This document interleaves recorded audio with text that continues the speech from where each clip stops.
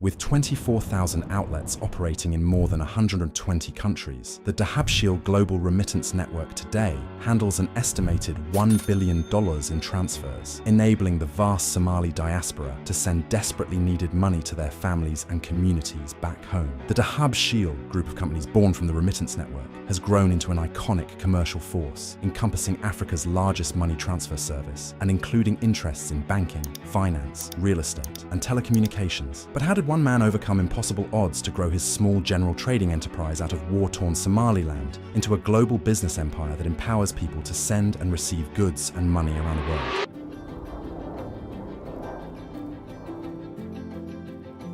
We dive into the fascinating story of Haji Mohamed Said Dale, founder of the Dahabshiil Group, and a powerful example of the ingenuity, resilience, and resourcefulness required to succeed against overwhelming odds. In this video, we explore how Dale managed to establish a business that today affects millions, despite the oppressive discrimination and brutal warfare that continues to threaten the African entrepreneurial spirit. Welcome to African Billions, where we celebrate, recognize, and educate about the astonishing rags-to-riches stories of those who have found success.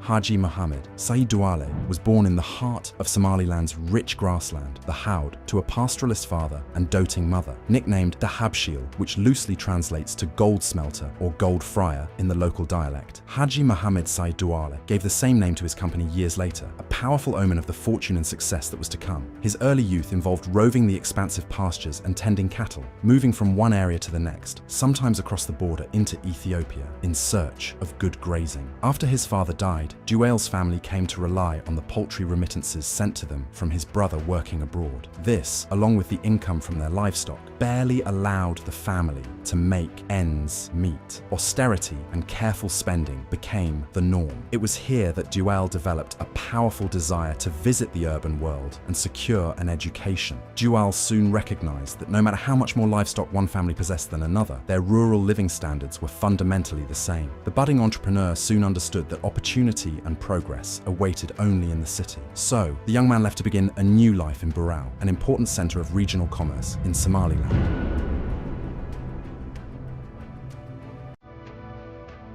Mohamed Said Dale registered for adult night classes while working in a local tea shop by day. Despite the challenges of balancing schooling with work, he soon received an offer to run a local store while the owner tended to his own livestock business. Dale happily agreed to the 60 shillings monthly salary, equivalent to just $94 today. Despite the modest earnings, Dale was pleased to be earning more money than he'd ever seen. Sleeping under the shop's counter after evening classes, Dale had access to food, allowing him to send most of his wages home to his family as a remittance. This newfound financial security sparked a new sense of hope in the young man, allowing him to focus on helping to grow the shop's customer base and appeal. Soon, Dale managed lines of credit for many customers and discovered the innovation of trade principles. One of these involved exchanging the fresh pastoral products offered by rural customers for items in the shop like tea, rice, oil, and sugar, products that were essential to the future entrepreneur's first business. Dale would also purchase sugar at wholesale prices, taking advantage of the Somali Commercial Bank's policy of only selling to larger traders directly and ignoring the smaller retail outlets. This allowed him to purchase sugar in bulk and sell it from the store in smaller retail volumes, earning a healthy profit. Little did he know, this practice would bring Dale into direct contact with Somalia's new military regime and help shape his understanding of challenges to business in the country. Following the assassination of then-President Abdirashid Ali Shamaka in October 1969, a coup d'etat would unfold days later, leading to the establishment of a brutal 21-year military regime under the leadership of Major General Mohamed Said Dale.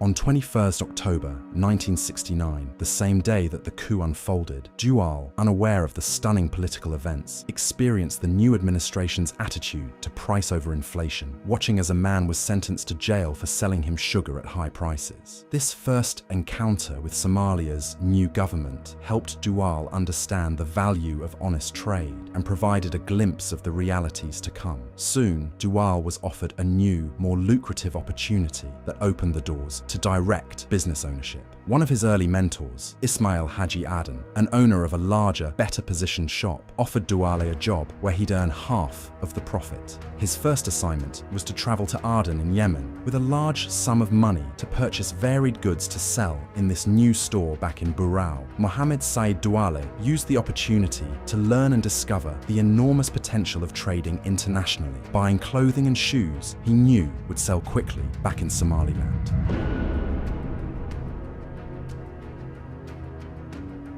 This first business project in early 1970 laid the foundations for Douale's business talent. He was soon traveling frequently between Aden and Mogadishu, helping his partner grow their enterprise into the most popular shop in town. His ability to spot and bring appealing, in-demand items that nobody else offered quickly to Burco, and keen marketing efforts that transformed the storefront into an attractive shopping hotspot helped him to establish his half-owned business into a thriving entity. For a few years, Douale and Ismail Haji Aden developed a successful trading business, but soon disaster struck.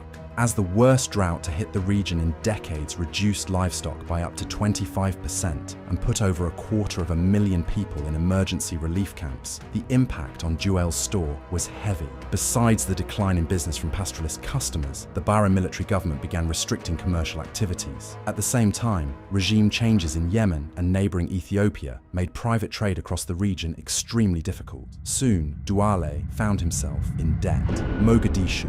But instead of closing down his shop or returning to a rural life, Douale decided to travel to Mogadishu to search for new opportunities. This tenacity and determination have become trademarks of Douale's business principles and ultimately helped to grow his empire where others failed. Arriving in the capital, Douale found that the state had taken control of almost all commercial activities. However, the entrepreneur spotted an opportunity that nobody else had seen, a niche in a sector he had no experience in: the maintenance of small Japanese cars. These compact, affordable vehicles were popular in Mogadishu. Douale realized that although the state controlled the supply of almost all spare car parts, the owners of these vehicles struggled to access them. So, after obtaining a permit to import small numbers of parts, Douale found himself in a completely different market to what he'd become used to. It was a gamble that carried many risks. The military government often clamped down hard on competing enterprises. Douale had no experience in the automotive industry whatsoever, and the entrepreneur had a hefty debt bill to service. Despite these threats to his young career, Douale refused to sit by idly and waste his ambition. Soon, he discovered that Dubai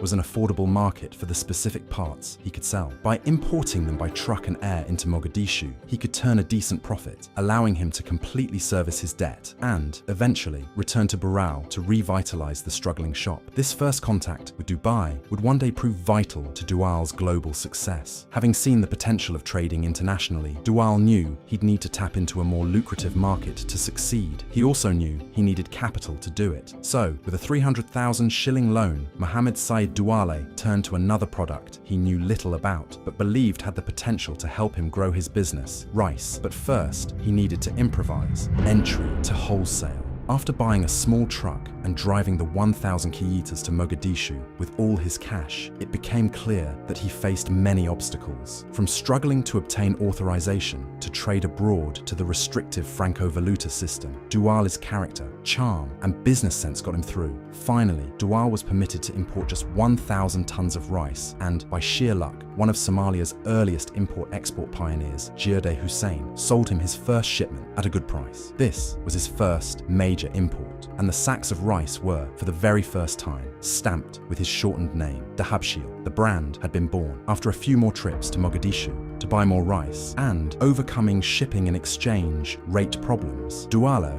was doing well. His larger profits allowed him to open a wholesale store in Burco. This is Douale's very first business building and houses the company's local offices today. However, the Somali economy was faltering, and dissident groups emerged to challenge the military regime, which posed a threat to Douale's business ambitions. Little did he know, however, that these developing conditions would not only take his business to the verge of destruction, but also lay the foundation for his extraordinary success years later. Over time, Dawal expanded his business activities, trading in Dubai and other regions more frequently, allowing him to build important relationships. After mutually dissolving his previous business partnerships, Dawale was on his own, steadily building onto the established beginnings of his commercial interests. By 1987, Mohamed Said Dale was repaying his loans using the impressive profits he was earning from his wholesale business. But soon, everything changed. As the Somali military government's mismanaged public institutions collapsed under the weight of corruption and conflict, Dawal found that he had nowhere to repay his loan installments.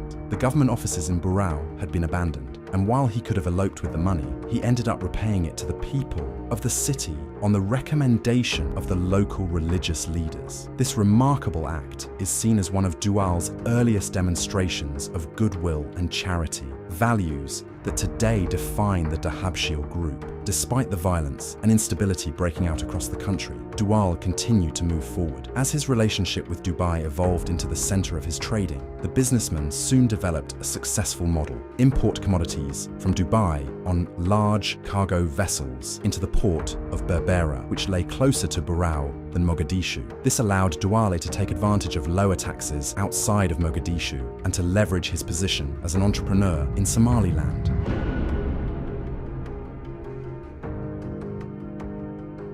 But Dawale needed to be in Dubai to transact successfully. The local Emirati authorities had made living in the city prohibitively difficult for Somalis. So Dawale's nephew ultimately created documentation stating that the entrepreneur was a cook for a local European expat, allowing him to stay legally in the city while he purchased goods. It was in Dubai that Dawal first realized the potential of the money transfer business. By this time, Dawal had accumulated significant capital and was establishing himself as a major entrepreneur in the region. However, he could not take hard currency with him to Dubai to make purchases owing to Somalia's strict currency control regulations. So, to overcome this, Dawal would borrow money from local Somalis who were also living in Dubai to make his purchases and, upon return to Somalia, pay back the loans to the migrant workers' families. Everybody benefited. Dawal was able to access funds to make purchases, and the Somali workers in Dubai had a way to get money back to their families. So secretive was this unofficial remittance process that Dawale and his clients recorded messages on tapes to communicate. Dawale's global remittance business was about to be born, driven by something nobody expected: the violent explosion of war.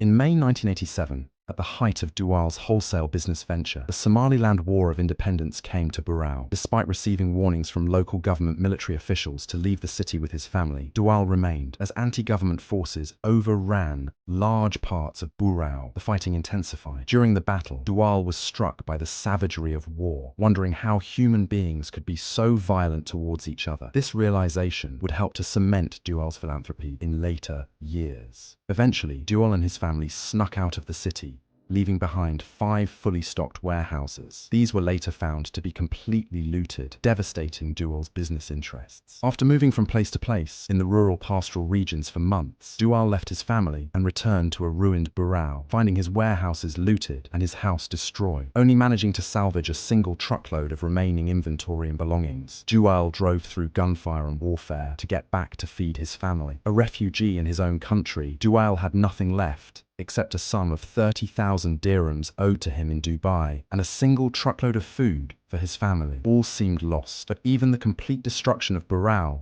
his business, and his home could not stop Dawal's ambition.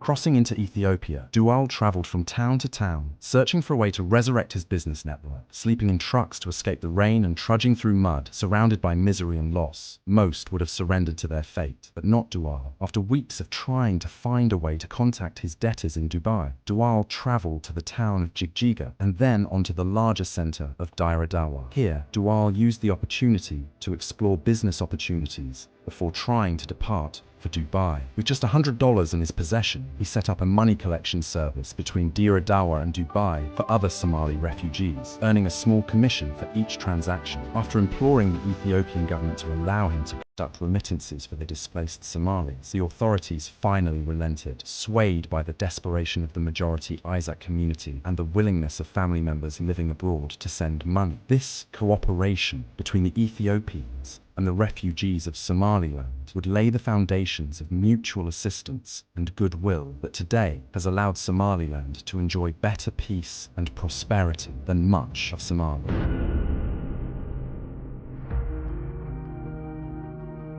Dahabshiil remittance network is born with a single telephone and a fax machine. The very first transactions of what would become the global Dahabshiil remittance business were made. The war in Somalia had triggered a diaspora of Somalis around the globe, people fleeing the violence and establishing lives abroad. In the words of Dale himself, it was an opportunity born out of catastrophe. The beginnings of the remittance business were challenging. After quickly securing his first couple of hundred customers, Dale needed to find ways to handle the booming number of requests. With help from an Indian money merchant in Djibouti, he established the budding company's first cash remittance channels. But even this lucrative opportunity was not enough for Dale. With his early profits, he purchased rice, which he took with him when giving people their remittances. As people received their money, they used some of it to buy rice, helping to offset the currency exchange commissions Dale was paying. Soon, Dale earned a fast-spreading reputation as an honest, reliable remittance broker, traveling to Dubai to raise awareness about the devastating war in Somaliland and consolidate his business interests. Overnight, Dale became a financial savior to thousands of displaced Somalis, especially those among the devastated Isaac community. As more and more people fled Somaliland, it became clear to Dale that he was destined to play a major role in helping his kin to survive the chaos around them. Global expansion. By 1989, 200,000 Isaac had been killed, with another 500,000 fleeing to Ethiopia. Countless Somalis had fled the region, moving to other parts of the world, including countries like the UK, and the fighting across the country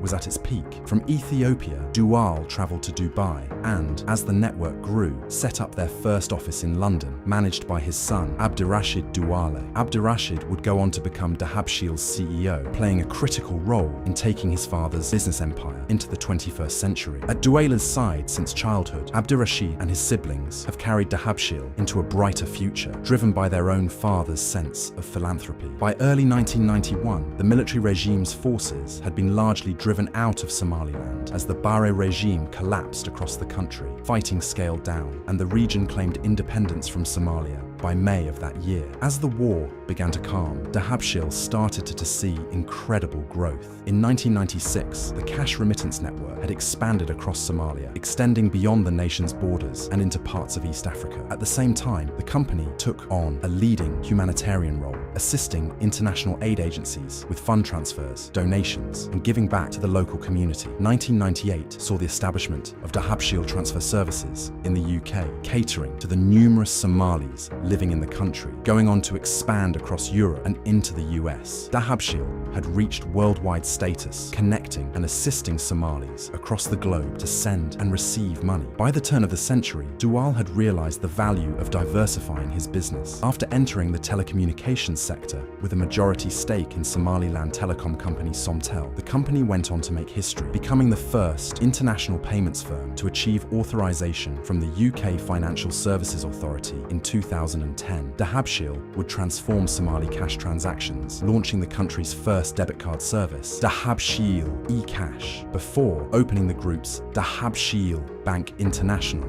marking the dawn of their finance business by 2011. Recent milestones. The group has since expanded further, encompassing the rich entrepreneurial spirit that has defined its history. From entering the real estate, fishing, and even petroleum sectors to redefining telecommunications across Somalia with the advent of 5G service, plus introducing mobile transfers and banking, while assisting local entrepreneurs with microfinancing. Dahabshiil's presence is felt far beyond the Horn of Africa. In a landmark partnership, Dahabshiil has announced a memorandum of understanding with neighboring Ethiopia, paving the way for remittance and money transfers from the Ethiopian diaspora to M-Pesa mobile wallet customers in the country. In the same way, Dale crossed into Ethiopian grazing grounds as a child, later turning to the country for refuge. The entrepreneurial spirit and goodwill between the people of Somaliland and Ethiopia continue to flourish. Somaliland today, the self-declared Republic of Somaliland, has slowly recovered from the horrors of war to become the largest unrecognized state in the world. The estimated 6 million people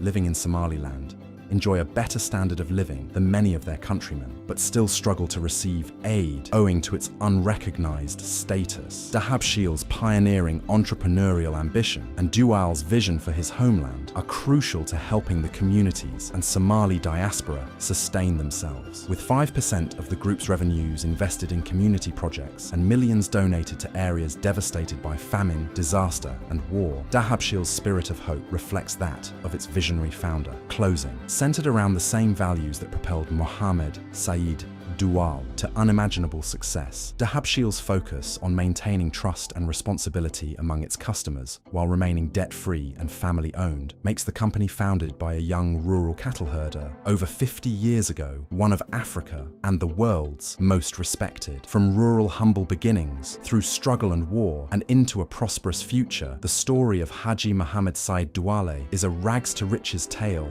like no other.